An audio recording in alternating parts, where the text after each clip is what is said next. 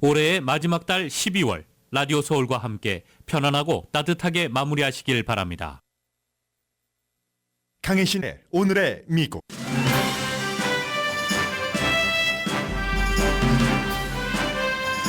(2024년) 경제는 다소 충격적일 정도로 정상일 수 있다는 전망이 이어집니다. 11월 1일부터 12월 24일까지 할러데이 기간 중 미국인들은 소비를 늘렸습니다. 특히 외식 지출이 가장 많이 증가했습니다. 트럼프 전 대통령이 재선되면 오바마 케어를 없애고 트럼프 케어로 대체할 것이라고 공약했습니다. 적에게는 지옥에서 썩으라는 공개 메시지도 보냈습니다. 그의 지지자들은 콜로라도주 판사를 위협했고 연방 수사국이 나섰습니다. 바이든 대통령이 미군 3명이 부상당한 뒤 이란이 지원하는 그룹에 보복 공격을 지시했습니다. 뉴욕에서는 친팔레스타인 시위대가 경찰에 체포됐습니다. 네타냐후 총리가 가자지구 이스라엘 군을 방문한 데 이어 그의 고위급 자문단이 워싱턴에 도착합니다. 벤자민 네타냐후 총리는 월스트리트저널에 가자 시장은 뉴욕타임즈에 기고문을 보내 이스라엘 하마스 전쟁의 정당함과 부당함을 주장합니다. 네타냐후 기고문을 실은 월스트리트저널은 안전한데 가자 시장 어피니언을 실은 뉴욕타임즈는 보수로부터 크게 비난받고 있습니다. 우크라이나가 크림반도에 정박한 러시아 함대를 공격해 러시아의 침공을 조금 늦출 수 있는 기회를 잡았습니다. 2024년이 다음 주로 다가오자 새해 결심을 알리는 기사가 풍부합니다. 짐에 가지 않고도 건강하기, 여기서부터 좋은 은행 찾기까지 미국 사람들이 원하는 새해 소망은 다양합니다. 여러분 안녕하십니까? 오늘의 미국 강혜신입니다. 이제 크리스마스 이브, 크리스마스 전부 지났고요. 연말 연시까지 조금 마음이 한가하고 넉넉하기는 합니다만은 또 새로운 다짐을 해보는 그런 시기이기도 합니다. 기본적으로는 경제에 대한 뉴스부터 전해드리겠는데요. 11월 1일부터 12월 24일까지 또 한번 전문가들의 어두운 아니면 하지 않아도 될 걱정 이런 것들을 물리치고 미국 사람들이 할러데이 쇼핑을 좀 많이 했습니다. 우리가 많이 쓰고 있는 그 마스터카드 스펜딩 펄스 이 데이터에 따르면 1년 전에 비해서 지금 3.1% 할러데이 기간 동안에 쇼핑을 많이 했습니다. 인플레이션은 반영하지 않은 겁니다. 아무튼 여러 카테고리에 걸쳐서 사람들이 물건을 많이 샀고요. 제일 크게 증가한 그 분야는 7.8%, 보통 1년 전에 비해서 3.1% 소비가 증가했는데 7.8%면 2배 이상입니다. 어딜까요? 저희도 밖에서 밥을 먹었는데요. 외식이었습니다. 그리고 의류가 2.4% 증가했고 그로서리 이 판매도 상승세였습니다. 물론 인플레이션 여전하지만 지금 3% 가까이 되니까 그래도 일자리가 있고 일을 하기를 원하시는 분들께서 부지런히 찾고 또 본인의 기준은 만족하지 못하더라도 어딘가 일을 하신다면 그리고 임금도 굉장히 많이 오르진 않았지만 어느 정도 오르고 있기 때문에 사람들이 조금 쓸 돈이 생겼던 겁니다. 사실은 코비드 시대 때 트럼프 전 대통령부터 시작해서 바이든 대통령에 이르기까지 연방정부에서 돈을 너무 많이 뿌렸기 때문에 그 돈 다 쓰고 나면 어떡하나 큰일 날 거야 했는데 그 같은 큰일은 일어나지 않고 있습니다. 소비자 물가가 많이 올랐는데도 지난 2년 동안 전체적으로 임금 상승이라든가 일자리가 없는 사람들이 본인이 원한다면 많이 없었기 때문에 모두 일자리를 갖고 있었기 때문에 소비가 지탱이 됩니다. 물론 이번에도 좀 예상보다는 별로 판매가 좋지 않았어 한 분야도 있습니다. 전자제품, 보석류. 보석류는 어제 말씀드린 것처럼 다이아몬드도 이제는 그 랩에서 만든 더 크고 진짜와 같아 보이고 그리고 훨씬 싼 그런 인조, 합성도 많이 쓰고 하니까요. 그런 보석 진짜 파인 그 주얼리에 관한 카테고리 지출은 조금 줄어들었습니다. 이건 근데 지난 몇 년 사이에 꾸준히 이어졌었던 것이기도 하죠. 파티 피플이 좀 줄어들었잖아요. 팬데믹 그 이후에 그런 것들이 있고 그리고 2022년도와 비교하면 연말연시 소매 판매가 5.4% 증가했었거든요. 올해 지금 5.4%는 안 되죠. 3.1%.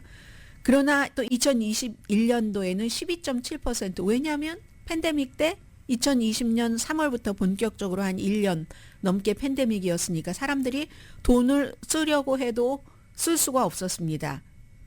다 문을 닫았기 때문에. 그러니까 그때의 그 증가율과 올해의 증가율을 비교하기는 좀 어려운 거고요. 아무튼 그래서 온라인도 매출이 증가했네요. 물론 이것도 팬데믹 직후의 증가율보다는 낮지만 그렇지만 기본적으로 가게에 가서나 아니면 온라인으로 물건이 사거나 이런 거 보면은 전반적으로 경제가 탄탄하구나. 그런데 한 가지는 미국 사람들이 지출을 할 때 전처럼 뭐 기분에 따라서 뭐 전이라고 무조건 누구나 다 그런 건 아니지만 대체적으로 전보다는 조금 더 주의를 한답니다. 이걸 내가 꼭 써야지 되는가?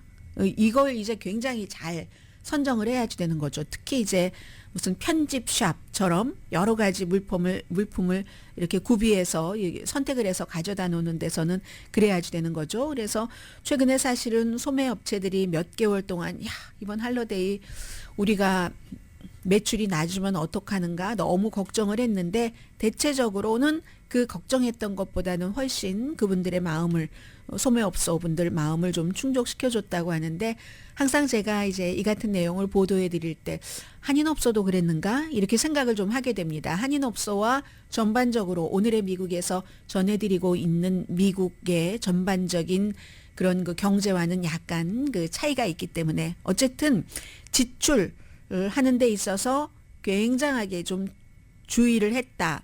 이런 부분들이 있고요. 제일 많이 품목에 상관없이 사람들이 찾았던 건 할인 폭이 큰 제품.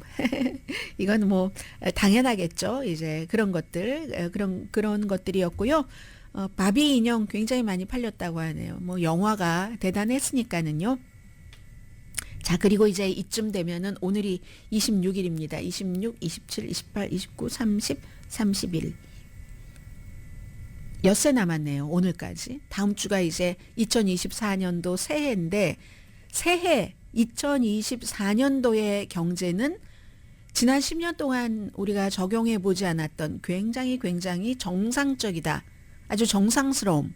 이렇게 설명될 궤도에 지금 딱 안착이 돼 있다. 이건 이제 악스요스가 여러 전문가들이라든가 아니면 일반인에게도 여론조사를 해서 내년의 경제를 전망해 본 거거든요. 한번 들어봐 주시겠어요? 그러나 돌발 변수, 어떤 일이 일어날지 모른다는 건 돌발 변수가 경제에 좋은 점이 될 수도 있고요. 간혹, 대체로 나쁘게 적용되긴 하지만 그래서 정말 정상적이다 하는 그렇게 놀랄 정도다라는 것인데 한번 정리를 해보겠습니다. 이게 중요한 것은 우리가 팬데믹을 뭐 거의 4년을 겪었고 그로 인해서 인플레이션 또 전쟁이 있었고 전쟁이 있으니까 가솔린 값이 엄청 올라갔었고 그리고는 이자율 인상 끊임없는 11번에 걸친 지금은 일단 스탑됐지만 그런 것 때문에 경제에 대해서 많은 분들이 엄청나게 스트레스를 받으시면서 경제가 이게 불안정해 이렇게 감각적으로 판단을 해버린 지난 몇 년 동안이었다는 겁니다. 그런데요. 2024년도는 너무 많은 걸 우리가 앞에 지적해 드린 것처럼 겪었으니까 아무리 그래도 한 해 동안 그만큼 혼란을 우리가 연이어서 겪을 수는 없으니까 이미 팬데믹으로 인해서 공급망 때문에 막 물건이 커피 그 종이요. 커피 필터. 그 커피 내리는 그 필터가 뭐 50장, 100장에 뭐 예를 들어 전에 한 $2였다면 제가 경험한 바입니다. 한 $6 돼도 없었던 것뿐만이 아니라 6달러까지 그럼 3배 300%가 오른 거잖아요. 그런데 그것도 그조차 없었습니다. 이런 일들이 얼마나 많았습니까? 그래서 우리가 배웠죠. 공급망을 넓혀야지 되는구나. 몇 년이 지나면서 그런 것들을 충분히 확보를 했고 그래서 자동차 업계부터 시작을 해서 이젠 한 군데에 의존을 하지 않으면서 그렇게 하다 보니까 또 재고도 줄어들었죠. 재고 남으면 앞으로 남고 뒤로 미치고 하잖아요. 여러분들 다 아시잖아요. 뭐 식당에서부터 모든 업종이 다 마찬가지로 그 공급망 이제 조금 안정이 됐고 인플레이션 정상 수준에 거의 가까워 왔습니다. 2% 가까워 와서 뭐 3% 아래니까는요. 노동력 부족했던 거 팬데믹 이후에 아유 내가 뭐 별로 벌지도 못하는데 예전에는 그래도 뭐 자아 성취를 위해서 이렇게 일하셨던 분들 다 안 나오고 위험을 내가 감수하면서 그 정도 돈 받고 일하겠어 하셨던 분들이 이제는 다 일터로 돌아가셨고 올랐었던 연방준비제도의 이자율도 내년부터는 분명히 늦어도 6월 말에는 빠르면 3월 말부터는 이자율 인하가 시작된다고 하니까 이것만으로도 얼마나 좋은 환경입니까? 인플레이션, 이자율, 실업률 이 모든 것들이 다 완전히 적신호에서 정상적인 신호 이거는 몽상이 아니라 현실이 돼간다는 거죠. 그래서 악시오스가 전문가와 일반인들에게 다 물어봤습니다. 어떨 것 같으냐. 왜냐하면 소비자 심리 같은 것이 중요하니까는요. 그래서 악시오스가 독자 600명에게 2024년도 내년 경제가 어떨 것 같아요? 하고 물어봤더니 1년 전에는 침체되겠죠. 1년 전에는 내년 경기 침체될 거예요. 50%였는데 지금은 25%로 내려갔습니다. 얼마 전까지만 하더라도 50% 이상 됐던 때도 있습니다. 그리고 미국의 최대 규모의 기업 CEO 141명도 일반인들과 똑같은 답변을 했습니다. 그런가 하면 경제 예측 그 전문가들로 구성된 패널에게 물어봐도 또 이런 모든 경제적인 것을 관장하는 정부 기관 또 한 사람 있죠. 제롬 파웰. 연준도 뭐 기자회견에서 최근에 그런 얘기 했잖아요. 많은 경제 지표가 정상으로 돌아오고 있습니다. 물론 다는 아니라고 했어요. 항상 제롬 파웰 연준 의장은 가장 보수적으로 이런 부분의 예측에 대해서 말을 해야지 되기 때문에 다는 아니지만 굉장히 많은 지표가 정상으로 돌아오고 있습니다. 그래서 이게 정상성이다. 정상성. 2000년대 우리가 지금까지 겪어왔던 것과는 근본적으로 다른 경험을 내년에 이제 하게 될 것이다 하는 얘기입니다. 그래서 우크라이나 침공 때문에 원자재 시장도 공급망뿐만이 아니라 원자재 시장이나 뭐 그때 우리가 해바라기 씨 기름 얘기도 했고 곡물을 러시아와 그 우크라이나가 수출하는 게 뭐 40% 50%가 넘으니까 합치면은 그러니까 이게 굉장했었잖아요. 그런데 다 그런 것들 뭐 치킨 장사하시는 분들 기름 없어서 못 팔고 또 가격이 맞지가 않고 얼마나 걱정하셨습니까? 이런 거 다 없어졌고 그래서 이제 그렇게 되는 경우는 또 이자율이 막 올라가고 하면서 경제가 불안해지고 은행도 부분적으로 뭐 한 군데의 클라이언트에게 집중했었던 뭐 실리콘밸리 뱅크 같은 데는 무너지고 했었지만 그런 아주 어두운 그림자들이 있었고 테크놀로지 업계에서는 엄청나게 사람들을 해고했죠. 테크놀로지 업계는 지금 있는 돈 갖고 어떻게 꾸려나가는 게 아니라 미래의 결과와 꿈을 보고 투자를 막 하는 거잖아요. 어디서 돈을 빌려다가. 그러니까 테크놀로지 업계에서 사람들을 많이 해고할 수밖에 없었던 거죠. 비싼 이자 내고 돈을 푹푹 빌려서 남의 회사에 보장되지 않는 스타트업에 투자하기가 힘드니까. 주택시장도 마찬가지였었죠. 이자율이 너무 높아서 이 고통을 우리가 이제 다 겪었습니다. 2023년까지 그리고 이제 치유하는데 조금 시간들도 걸렸고 또 하나가 있습니다. 이민. 지금은 이제 이 불법 서류 미비자들의 미국으로 오는 것이 너무나 중대한 이슈로 내년 선거에도 작용을 하겠지만 그동안에 그 합법적인 이민자들도 굉장히 안 왔습니다. 팬데믹 때에 뭐 미국에서 받지 않아서 안 온 것도 있고 그들도 그렇고 이동하기를 굉장히 꺼려했는데 이제 이민자들도 좀 움직이기 시작해서 필요했었던 그런 그 노동시장의 공급이 조금 원활하게 되고 있고 무엇보다도 이제 가장 중요한 인플레이션이 낮아지면서 내년에 적어도 3번 이자율을 인상할 것으로 지금으로서는 돌발 변수가 없는 한 그렇게 이제 연방준비제도에서도 마음가짐을 먹고 있으니까 금융시장이 좀 활발하게 움직이고 또 여기저기서 돈이 융통되니까 그 돈으로 투자를 해서 또 돈을 벌고 그럼 그 벌어진 돈으로 사람들은 소비를 하고 소비를 해서 돈을 돈을 벌면 또 투자라고 경제가 점점 파이가 커지는 게 있겠죠.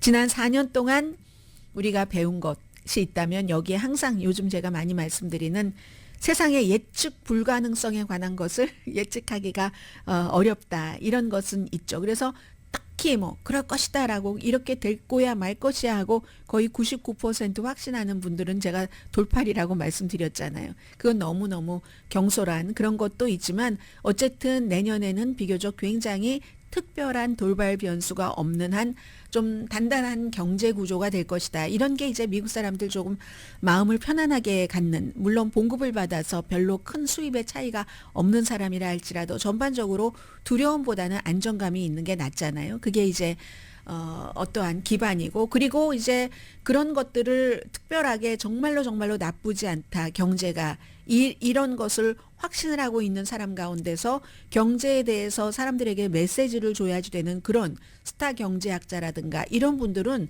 사람들을 안심을 시켜서 꼭 필요한 돈 정도는 쓰도록 소비를 이렇게 해주는 것도 그들의 역할이다. 이제 여기까지가 악시오스가 지적을 한 겁니다. 필요하지 않은데 쓰는 것은 낭비지만 필요할 때 적절하게 쓰는 것은 또 사회가 돌아가고 경제가 발전할 수 있게 되는 그런 활동력이니까요. 지금 그 모든 것들의 기반이 갖춰져 있는 2023년도 12월 26일이라고 악시오스가 보도했습니다.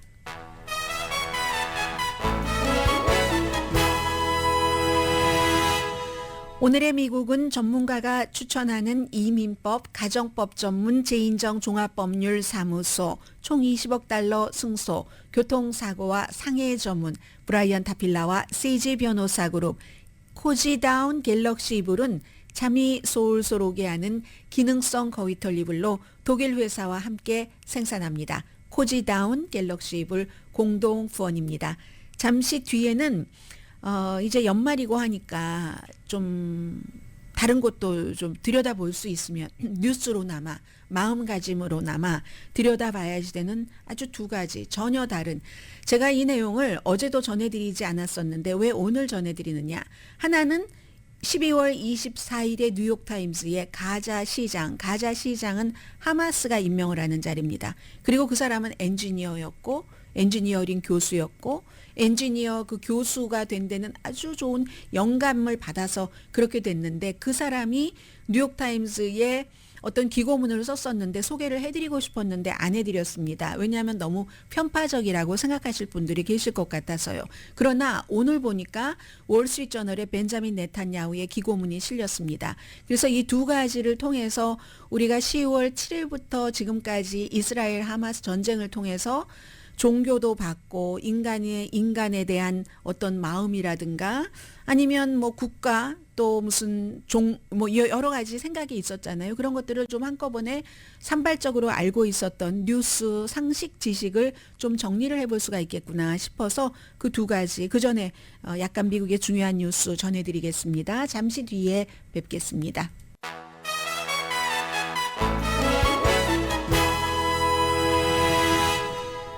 라디오 서울 방송 오늘의 미국 듣고 계십니다. 우선 크리스마스였는데 세계 각 지역에서 정말 싸움을 많이 했습니다. 미군 3명이 부상당하자 바이든 대통령이 크리스마스 어제 아침에 이제 보고서를 받고 나서 미군을 부상시킨 그런 적군을 공습하라. 아니 공습이 아니라 공격하라라는 명령을 내려서 미군이 어디서 그 공격을 당했냐면요. 이라크의 에르빌 공군기지에서 드론 공격을 받았습니다. 그래서 한 명은 지금 중태고 나머지 2명은 부상당했는데 그런데 이제 그 공습을 한 주체가 이란의 지원을 받는 헤즈볼라인데요. 카타이브 헤즈볼라. 그리고 카타이브 헤즈볼라와 관련이 된 그룹이었습니다. 이 그룹들은 이라크와 시리아에서 미군 기지를 많이 공격을 합니다. 이 민병대, 이 헤즈볼라 그룹도 드론으로 공격을 했고 미국도 드론으로 답을 한 겁니다. 그래서 미국의 대통령이나 국방장관이 미국인이 피해를 보고 미군 기지에 해가 된다면 물론 중동에서 여러 가지 전쟁이 확산되는 거 원치 않지만 그러나 그보다 더 우선인 것은 미군과 미군 기지를 보호하는 것이다 라면서 말하자면 보복 공격을 한 거죠. 이게 이제 다 이스라엘과 하마스의 전쟁이 이렇게 위험해지고 왔다 갔다 하면서 일어나는 일이고, 이라크에 있는 그런 파실리티를 세 군데를 공격을 했거든요. 미국이 드론으로. 그러면 지금 이라크는 미국의 동맹국이라고 할 수 있잖아요. 사담 후세인 이후에. 그리고 이라크는 동시에 이란의 동맹국이기도 합니다. 참 이라크가 지금 묘한 상태에 있는 거고요. 그리고 우크라이나가 순항 미사일로 크림반도에 있는 러시아 함대를 공격을 했습니다. 그런데 이 러시아의 함대가 전에도 공격한 적이 한 번 있는 아주 큰 랜딩이니까 상륙함 뭐 이렇게 말해야지 되나요?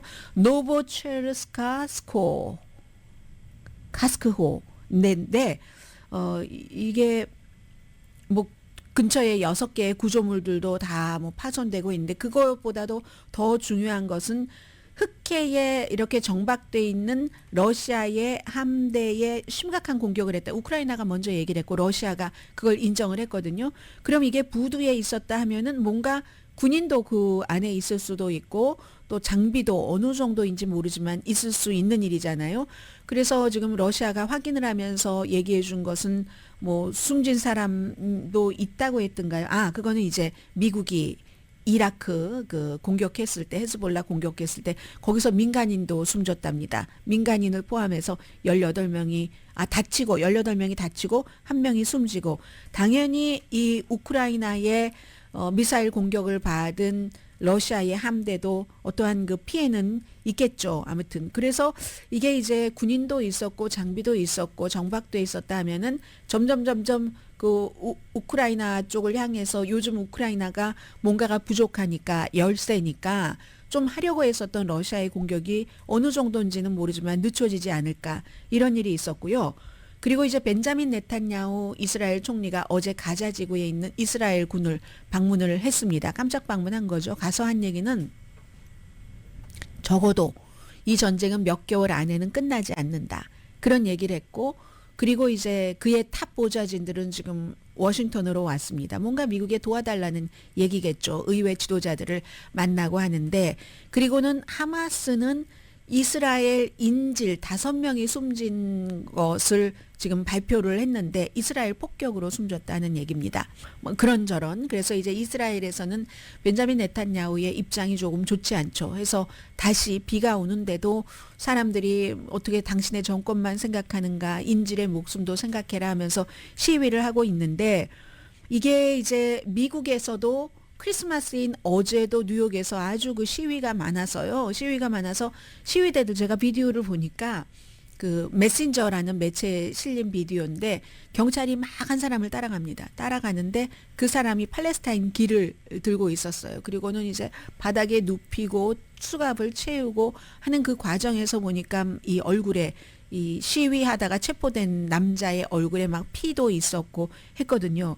그런 식으로 지금 할러데이는 무슨 할러데이냐, 베들레헴이 저렇게 돼 있는데 라고 하면서 할러데이는 캔슬드다 라고 대량 살상이 일어나고 있는데, 예수의 탄생했다는 그곳 바로 옆에서, 그리고 그곳에는 팔레스타인 기독교인들이 살고 있고 베들레헴 무슨 크리스마스야 하면서 어제 이제 그런 일이 있었습니다. 그리고 제가 지금부터 2가지를 소개를 해드리겠는데, 이걸 계기로 이스라엘 하마스 전쟁에 관한 이 방송을 들으시는 여러분의 생각은 어떠했었는가, 그리고 이것을 듣고도 똑같을까 아닐까, 이렇게 좀 생각을 해봐 주셨으면 좋겠습니다. 2023년도 끝나가니까 모든 것들을 어느 정도 조금씩 정리하고 치우고 이 이슈, 그런 뜻에서 준비를 했습니다. 저는 가자시의 시장입니다. 제가 이름은 잘 못 외웠어요. 이름은 못 외웠는데 가자시의 시장, 뭐 여기 보면 되겠죠? 가자시의 시장인데 야히야 알 사라즈라는 가자시의 시장입니다. 이렇게 썼어요. 뉴욕타임스에 보낸 기고문입니다. 우리의 삶과 문화는 잔해, 폐허가 됐습니다. 제가 10대 때요, 가자시에서 아주 위대한, 잘 알려진 사람 중에 한 사람의 이름을 따서 무척 복잡하게 설계된 알 라샤드 샤웨 문화센터를 보고는 너무나 감격했습니다. 극장, 도서관, 무슨 인쇄를 하는 곳, 그러니까 말하자면 문화 살롱이었는데요. 큰 홀도 있었고 가자시의 보석이었죠. 그때 제가 엔지니어가 돼야 되겠다. 야, 이렇게 멋지게 설계된 이런 곳 하면서 공부를 했고 지금 교수가 됐습니다. 그 뒤에 저는 지금 가자 시장입니다. 그 보석이 잔해, 폐허, 이스라엘 폭격으로 그렇게 됐습니다. 저는 그냥 이름 없는 어떤 그냥 부서진 건물인 줄 알았어요. 사진이 실렸는데 보니까 가자 피해, 가자의 상징이 가자의 피해의 상징이 됐는데 아름다운 그 해변을 바라보면서 이렇게 파괴된 문화센터를 보니까 너무 제가 마음이 아픕니다. 가자 동물원도 파괴시켰습니다. 이스라엘은 폭격으로 늑대, 하이에나, 새, 희귀한 여우 다 공습이나 아니면 굶어서 죽어버렸습니다. 뭐 어린이 행복센터, 시립 건물, 기록보관소 등등등등 무슨 7세기에 무슨 모스크 같은 것도 이스라엘군은 거리, 광장, 모스크, 교회, 공원을 파괴하거나 손상했습니다. 저는 2019년도 하마스 정부가 저를 시장으로 임명하고 나서 중요한 목표 가운데 하나가 도시의 해안가를 재건하고 중소기업 개방을 막 이렇게 활발하게 해서 일자리를 만들어내는 것이었습니다. 그래서 산책로, 휴양지, 뭐 사람이 장사할 수 있는 공간 이런 프로젝트를 완료하는데 4년이 걸렸습니다. 그런데 이스라엘이 그 모든 것을 파괴하는데 몇 주일 걸리더군요. 제가 아는 한 이혼한 여성은 리빈이라는 여성인데 11월 달에 작은 식당을 열기로 아주 계획을 했지만 꿈은 물거품이 됐죠. 팔레스타인 장애인 모하메드는 작은 카페를 잃어버렸습니다. 이스라엘 탱크는 왜 그렇게 많은 나무도 부수고 전신주, 자동차, 수도, 무슨 파이프라인을 파괴했습니까? 왜 유엔 학교를 공격했습니까? 가자 지구에서 우리의 삶의 방식이 말살된 것은 말로 표현할 수 없습니다. 제정신인 사람이 어떻게 이렇게 끔찍한 파괴와 죽음의 캠페인에 참여할 수 있는지 상상할 수 없기 때문에 저는 아직도 악몽을 꾸고 있다고 느낍니다. 가자 지구는 1983년도에 만들어졌습니다. 중동에서 가장 오래된 자치 그런 구역이고 한 80만 명 정도가 살고 있는데 세계에서 가장 많은 팔레스타인 사람들이 살고 있는 곳입니다. 전쟁이 시작되고 이스라엘이 북부에서 100만 명 이상의 팔레스타인을 강제 이주시켰어도 가자 지구 인구의 많은 사람들은 그대로 남아 있었습니다.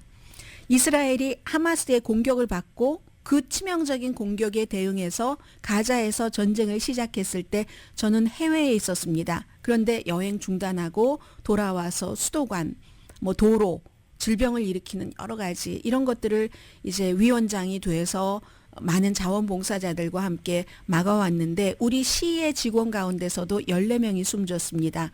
우리 또 특별위원회는 거의 모든 사람이 집을 잃거나 가족, 친척을 잃었습니다. 저 역시 사랑하는 사람을 잃었습니다. 10월 22일 예고도 없이 우리 집에 공습이 와서 사진 기자이고 영화 제작자인 제 큰아들이 라시디가 숨졌습니다. 내 아들 라시디는 아마 부모님 집이 안전할 것이라고 생각을 했었던 것 같습니다. 어쩌면 시장인 내가 표적이었을까 하는 생각도 들었습니다. 결코 알지 못할 겁니다. 그래도 나는 내 아들 라시디를 빨리 묻고 또 비상협력위원회에서 가자 지구를 복원하기 위해서 일터로 복귀했습니다. 이스라엘이 16년 전부터 가자 지구에 대해서 봉쇄를 했고 유엔과 인권단체가 말하는 지속적인 이스라엘 점령 유지해온 이스라엘은 이곳의 생명을 파괴하고 있습니다. 이름이 알려지지 않은 이스라엘의 국방부 관리가 가자 지구를 천막 도시로 만들겠다고 공약을 했고 이스라엘은 주민들을 강제로 이주시켰습니다. 그리고 이번에도 팔레스타인과 한 약속을 지키고 있습니다. 이렇게 파괴함으로 인해서 저는 세계의 지방단체 모든 사람이 세계 지도자들에게 이 같은 무의미한 파괴를 중단하도록 압력할 것을 요청드립니다. 왜 팔레스타인 사람은 이스라엘 사람이나 세계 다른 민족처럼 동등하게 대우받을 수 없습니까? 왜 우리는 평화롭게 살 수 없고 국경을 개방하거나 자유무역을 할 수 없습니까? 팔레스타인 사람들은 자유를 누릴 자격이 있고 자결권을 가질 자격이 있습니다. 가자 지구의 상징은 잿더미에서 솟아오르는 불사조입니다. 피닉스입니다. 그래서 이 피닉스 가자지구는 생명을 주장합니다. 이게 가자지구 시장이 뉴욕타임스에 보낸 기고문이고요. 그에 대한 답이라고도 할 수 있겠네요. 오늘 월스트리트저널에 벤자민 네탄야후 총리가 기고문을 보냈습니다. 평화를 위한 3가지 전제 조건, 이게 all about 이분의 기고문입니다. 우리는 첫 번째 하마스를 파괴하고 두 번째 가자지구를 비무장화하며 세 번째 팔레스타인 사회 전체를 급진화해서 벗어나게 해야지 됩니다. 이건 이스라엘과 가자지구 팔레스타인 사람의 평화를 위한 3가지 전제 조건입니다. 첫째, 이란의 핵심 대리인인 하마스를 파괴해야지 됩니다. 미국, 영국, 프랑스, 독일 등 많은 국가는 테러 단체를 파괴하려는 이스라엘의 의도를 지지합니다. 그 목표를 달성하려면 군사력을 해체해야 하고 가자 지구에 대한 하마스의 정치적인 통치를 끝내야지 됩니다. 하마스 지도자들은 10월 7일 학살을 반복하겠다고 다짐했습니다. 그렇기 때문에 그곳에 대한 파괴는 끔찍한 잔혹행위의 반복을 막기 위한 유일한 대응입니다. 이렇게 파괴를 해야지 더 많은 전쟁과 유혈 사태를 없앨 수 있습니다. 하마스를 파괴하는데 이스라엘은 계속해서 국제법을 완전히 준수하고 있고 앞으로도 완전히 준수할 겁니다. 하마스 전략의 필수적인 부분이 팔레스타인을 인간 방패로 사용하기 때문에 어렵습니다. 집, 학교, 모스크 모든 장소와 지하에 테러 기반 시설을 배치해서 의도적으로 팔레스타인 사람들을 위험에 빠뜨립니다. 이스라엘은 전단지를 보내고 문자를 보내고 다른 수단을 써서 가자 주민에게 피해를 입지 않도록 경고함으로써 민간인 사상자를 최소화하기 위해서 최선의 노력을 하고 있습니다. 대조적으로 하마스는 팔레스타인 사람들을 위험에 빠뜨리기 위해 최선을 다합니다. 종종 총구를 겨누기도 합니다. 이런 사상자에 대해서 이스라엘을 부당하게 비난하는 것은 하마스와 전 세계 다른 테러 조직이 인간 방패를 사용하도록 장려할 뿐입니다. 이 잔인하고 냉소적인 전략을 무력화시키기 위해 국제사회는 이 같은 사상자에 대한 책임을 정면으로 하마스에게 돌려야 됩니다. 이스라엘이 아니라. 이스라엘은 야만주의에 맞서 문명세계에 더 큰 전투를 벌이고 있다는 사실을 인식해야 합니다. 두 번째, 가자 지구는 비무장화돼야 됩니다. 이스라엘은 그 영토가 다시는 공격기지로 이용되지 않도록 해야지 됩니다. 무엇보다 가자 지구의 임시 보안구역을 구축하고 가자와 이집트 국경에 이스라엘의 보안 안보를 충족하고 영토로 무기가 밀수입되는 것을 방지하는 메커니즘을 구축해야지 됩니다. 팔레스타인 당국이 가자 지구를 비무장화할 것이라는 기대는 헛꿈입니다. 파이프라인이라고 썼어요. 유대와 사마리아의 테러리즘에 자금을 지원하고 미화하며 팔레스타인 어린이에게 이스라엘 파괴를 추구하도록 교육하고 그런 하마스가 등장하기 2007년 이전에도 그랬고 하마스가 등장한 2007년 이후에도 그렇고 가자 지구는 비무장을 하지 못했습니다. 그래서 가까운 미래에 이스라엘이 가자 지구에 그렇게 할 겁니다. 셋째, 가자 지구는 급진화해서 탈피해야지 됩니다. 학교는 아이들에게 죽음보다 생명을 소중히 여기도록 가르쳐야지 되고 이맘은 유태인 살해에 대한 설교를 중단해야 됩니다. 팔레스타인 시민사회는 국민들이 테러의 자금을 지원하기보다는 테러와의 전쟁을 지지하도록 변화돼야지 됩니다. 그러기 위해서는 용기 있고 도덕적인 리더십이 필요할 겁니다. 팔레스타인 자치정부 지도자 마흐무드 아바스는 10월 7일의 잔혹 행위를 규탄할 엄두조차 내지 못하고 있습니다. 이스라엘이 자국민에 대해서 끔찍한 범죄를 자행했다고 비난하는 그 아바스 정권의 사람들도 있습니다. 2차 대전에서 연합군이 승리한 뒤에 독일과 일본에서 성공적인 탈급진화가 이루어졌습니다. 오늘날 두 나라는 독일과 일본은 미국의 위대한 동맹국이고 유럽과 아시아의 평화, 안전, 번영을 촉진하고 있습니다. 최근에는 9.11 사태 이후 걸프 지역의 비전 있는 아랍 지도자들이 급진화에서 탈피해서 국가를 변화시키려는 노력을 하면서 이스라엘과 역사적인 아브라함 협정을 맺었고 그러한 변화는 이스라엘의 파괴를 추구하지 않는 팔레스타인 사람들에게도 가능할 겁니다. 일단 하마스가 파괴되면 가자는 비무장화되고 팔레스타인 사회는 급진화해서 탈피하게 될 겁니다.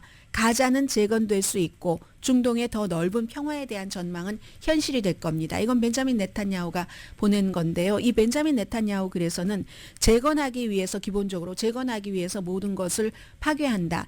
앞에 가자지구 시장이 얘기한 것처럼 문화센터도 지금 파괴를 한 거잖아요. 문화센터 그 지하에 하마스 본부가 있었다고 얘기하지 않았었습니다. 그런 거잖아요. 그리고 그러니까 재건하기 위해 다 파괴를 한다. 그러면 그 재건을 어떻게 책임질까 이런 것은 얘기하지 않습니다. 뭐 지원을 하겠다. 물질적으로도 영적으로도.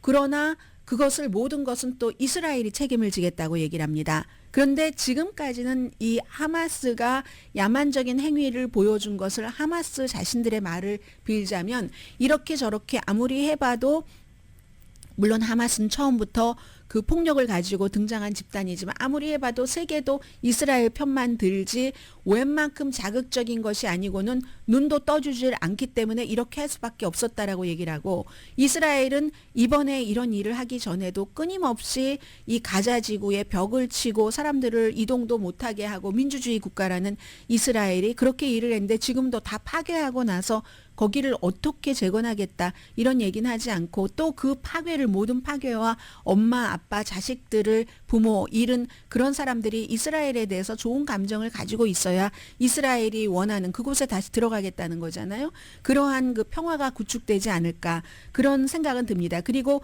독일과 일본의 얘기를 했는데 독일과 일본은 공격자였지 이번에 팔레스타인 주민처럼 앉아서 당한 사람은 아니라는 것 그런 것 그리고 피해자들에게 국제법을 지키면서 모든 경고를 다 했다고 하는데 경고받지 않고 숨졌다 하는 사람들 많습니다. 경고 없이 우리 앞집들이 하나씩 폭격돼서 우리도 아무것도 챙겨지 못하고 물 한 병과 오래된 빵 한 조각을 들고 온 가족들이 결국은 대피할 수밖에 없었다라고 얘기한 영국의 BBC 방송의 사진 기자도 있습니다.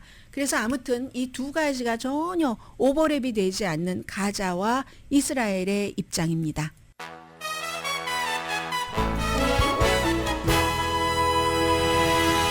라디오 서울 방송 오늘의 미국 듣고 계십니다. 네, 돈 얘기 드리는 시간이잖아요. 앞에 돈 얘기 많이 드렸기 때문에 돈 얘기와 연관된 간접적인 돈 얘기 말씀드리겠습니다. 트럼프 전 대통령이 또다시 이 얘기를 시작을 합니다. 재선되면은 오바마 케어 없애고 트럼프 케어로 대체할 것이다. 말하자면 그렇게 공약을 했습니다. 더 좋은 프로그램 하겠다. 오바마 케어는 너무 비싸거나 나쁜 헬스케어다. 훨씬 좋고 싼 대안. 이건 이제 사람들이 슬퍼하지 않고 해피할 겁니다. 라고 오늘 이제 소셜미디어에 썼는데 오바마 케어는 그 공화당의 공격을 정말 오랫동안 10년 이상 받아왔습니다. 그런데 지금은 미국 사람들 60% 이상이 오바마 케어를 지지하고 한인분들도 많이 오바마 케어를 활용을 하시고요. 제일 먼저 오바마 케어의 혜택을 받던 사람은 지금 트럼프 전 대통령을 지지하는 사람들입니다. 나이 많은 백인, 시골에 살고 있는 사람부터 건강보험이 없었기 때문에 오바마 케어를 받기 시작해서 사람들이 점점 늘어나니까 혜택의 범위는 넓어지고 그리고 그 본인 부담 비용은 줄어들고 하니까 사람들이 이걸 싫어할 이유가 없겠죠. 그래서 공화민주 다 합쳐서 60% 미국 사람들이 지지하고 있는데 그러니까 이게 10년 이상 의회에서 공화당이 없애보려고 했어도 실패를 했고 이제 공화당은 포기를 했습니다. 그렇기 때문에 이제 범죄 또 이민, 경제 이슈 이런 것으로 돌렸는데 지난달에 트럼프 전 대통령이 이 이슈를 확 가지고 나와서 공화당이 조금 곤란해했었거든요. 그러다가 사람들이 곤란해하고 뭐라고 내가 지금 이거를 얼마나 혜택을 보고 있는데 이걸 없앤다고 하니까 아니 그게 아니고요 하다가 다시 또 들고 나왔습니다. 그랬더니 공화당 의원들조차도 그런 일이 일어날 가능성이 낮다라고 표현을 합니다. 존 코닌 텍사스 상원 의원이죠. 마찬가지로 빌 캐시디 루이지아나 이분은 상원 보건위원회 소속입니다. 왜냐하면 오바마 케어가 법으로 될 때도 존 맥케인이라는 사람이 있었기 때문에 그 사람을 또 조 바이든 당시 부통령이 잘 설득을 하고 해서 됐습니다. 또 공화당인 그 존 로버츠 연방 대법원장이 있었기 때문에 된 거거든요. 의회에서 이게 합의가 되질 않습니다. 유권자들이 오바마 케어를 좋아하는데 공화당 의원이라 할지라도 이걸 없앤다는데 찬성을 해주겠어요? 그런 점이 있기 때문에 그냥 말이다라고 생각하시면 되고요. 왜냐하면 워낙에 오바마 케어로 혜택을 보고 계신 분들이 많으시기 때문에 그때마다 어머 이거 괜히 걱정하실 필요 없잖아요. 아직 걱정하실 타임이 아니라는 것 알려드리려고 그래서 제가 선택을 한 뉴스고요. 트럼프 전 대통령이 어제 오전에도 악담을 많이 하던데 오후에도 뭐 2시 조금 넘어서 2시 18분인가 그랬습니다. 나라를 파괴하려고 하는 그들은 지옥에서 썩기를 희망한다. 메리 크리스마스. unusual한 크리스마스 메시지입니다. 이렇게 얘기를 했습니다. 좋던 나쁘던 세계의 모든 리더들 그 누구도 좋은 리더든 나쁜 리더든 미국의 조 바이든과 그의 패거리처럼 나쁜 사람은 없다. 이렇게 얘기를 한 거예요. 국경을 개방하고 인플레이션 높이고 아프가니스탄에서 항복하고 친환경 새로운 사기, 전기자동차 사기라고 부릅니다. 높은 세금, 에너지 독립 없음, 그리고 뭐 사우디아라비아, 우크라이나, 이스라엘 이런 모든 것들이 다 이제 바이든이 잘못해서 그렇다는 거예요. 전기차 미치광이라고 표현하네요. 이런 등등으로 나라를 파괴하는 인간보다 세계 누구의 어떤 리더도 더 사악하거나 나쁘지는 않다. 이 사악한 바이든과 잭 스미스, 나를 기소한 특별검사 등은 모두 지옥에서 썩어라. 이렇게 크리스마스 메시지를 보내는 사람이 공화당 내부에서 54%의 지지를 받고 있습니다. 더 힐의 여론조사 결과입니다. 그리고 계속 이제 이런 식으로 잭 스미스 콜로라도주에서 대통령이 될 만한 자격이 없습니다. 반란을 주도했기 때문에 1월 6일 의사당 폭동 사건으로 해서 콜로라도주에서는 안 되겠습니다. 콜로라도주 대법관들이 7명이 4대3으로 그렇게 이제 판결을 하고 나니까 한 명은 그 대법원장은 공화당이에요. 그리고 3명은 무소속입니다. 이 대법관 가운데 트럼프 전 대통령이 열심히 비난하면서 악담을 퍼부니까 트럼프 전 대통령을 지지하는 측에서 조직을 합니다. 요즘 사회 소셜미디어 잘 안 알려준 소셜미디어 많잖아요. 그런 곳에서 의사당 폭동 사건 때와 똑같이 그래서 그것을 가릴 걸 가려야지 된다고 얘기를 하는 겁니다. 그 교수형에 처해야지 된다고 하니까 결국은 덴버의 경찰과 연방수사국이 같이 지금 수사를 하고 있고요. 그리고 쓸데없이 돈 쓰는 거잖아요. 대법원 판사에 대한 콜로라도주 경비 같은 것 굉장히 그 강화 됐다는 것 말씀을 드리고요. 그리고 제가 돈 얘기니까 돈 얘기 하나만 더 말씀드릴게요. 프란치스코 교황도 자정미사 24일 날 있었고 어제 또 크리스마스 메시지에서는 평화를 얘기를 한다면서 무기 산업이 저렇게 좋아하는 한 평화가 안 된다라는 얘기, 무기 산업을 엄청 비난했습니다. 프란치스코 교황은 무기 산업을 자주 비난을 하는데 인간의 마음은 약하고 충동적인데 만약 우리 손에 죽음의 도구가 있다면 조만간 그걸 사용할 겁니다. 시간 문제입니다. 무기 생산, 판매, 무역이 이렇게 증가하는데 어떻게 평화를 얘기를 할 수 있겠습니까? 거기에 쓰는 돈을 세계 배고픈 사람에게 주면 얼마나 배고프지 않을까요? 프란치스코 교황이 돈과 무기에 대해서 한 얘기입니다.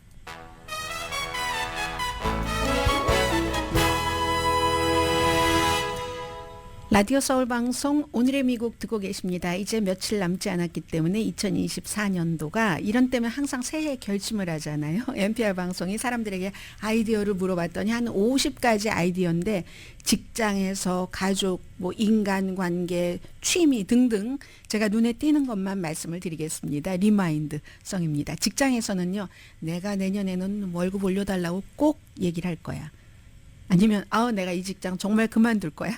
이런 것들이 있었고요. 운동은 좀 융통성 있게 하고 짐에는 안 가고 건강할 수 있는 방법. 이런 것을 사람들이 원하고요. 좀 오거나이즈된 삶을 살고 싶다 해서 특히 할 일에 대해서 리스트를 꼭 작성을 하고 새해에는 내가 결심을 좀 꼭 지켜봐야지. 그렇게 생각하신 분들도 계시고요. 그리고 또 뭐가 있나? 건강에 대해서요. 치과 내 치아를 조금 점검을 해야지 되겠어. 아니면 나 모닝 퍼슨이 될 거야. 알코올을 조금 줄여야지. 습관에 대해서는 새로운 아주 좋은 책을 뭐 그냥 베스트셀러 말고 좋은 책을 좀 읽어봐야지 되겠어. 좀 잡동사니도 좀 정리를 하고 새를 좀 쳐다볼까 하는 거. 집에 대해서는 이머전스에 조금 대비를 해야지라는 얘기. 그리고 좀 완벽하려고 하는 정신건강에 대해서 이런 것들에서 조금 탈피를 해야지 되지 않을까. 그리고 saying no 하는 거. 노라고 말하는 것. 가족에 대해서는 아이를 낳을까? 뭐 거기에 대해서 결심을 해보는 것. 새로운 트래디션을 가족의 간에 만드는 것. 재정 문제에 대해서는 더 좋은 은행을 찾아보는 것. 그리고 관계에 대해서도 관계를 조금 정리를 해보고 싶다. 이런 생각들을 미국 사람들이 많이 한다고 NPR 방송이 정리를 했네요. 오늘의 미국은 전문가가 추천하는 이민법, 가정법 전문 제인정 종합법률사무소 총 20억 달러 승소, 교통사고와 상해 전문 브라이언 타필라와 CG 변호사 그룹, 코지다운 갤럭시 이불은 잠이 솔솔 오게 하는 기능성 거위털 이불로 독일 회사와 함께 생산합니다. 코지다운 갤럭시 이불 공동 후원이었습니다. 10시에 좋은 아침, 좋은 하루 방송됩니다. 오늘 아침에 그 뉴욕타임즈에 쭉 보니까요. 멕시코시티, 멕시코의 멕시코시티에서 제일 인기 있는 자동차가 복스바겐 비틀이래요. 2003년도에 생산 안 됐고 아마 멕시코에서는 조금 더 늦게까지 생산이 된 것 같거든요. 미국에선 기준에 모자라서 그런다 하는데 거긴 너무 인기고 그게 강한 거래요. 그래서 뭐 보라색, 노란색, 빨간색 딱정벌레잖아요. 딱정벌레들이 윙윙거리는 멕시코시티 사람들의 꿈의 드림카랍니다. 강혜신이었습니다.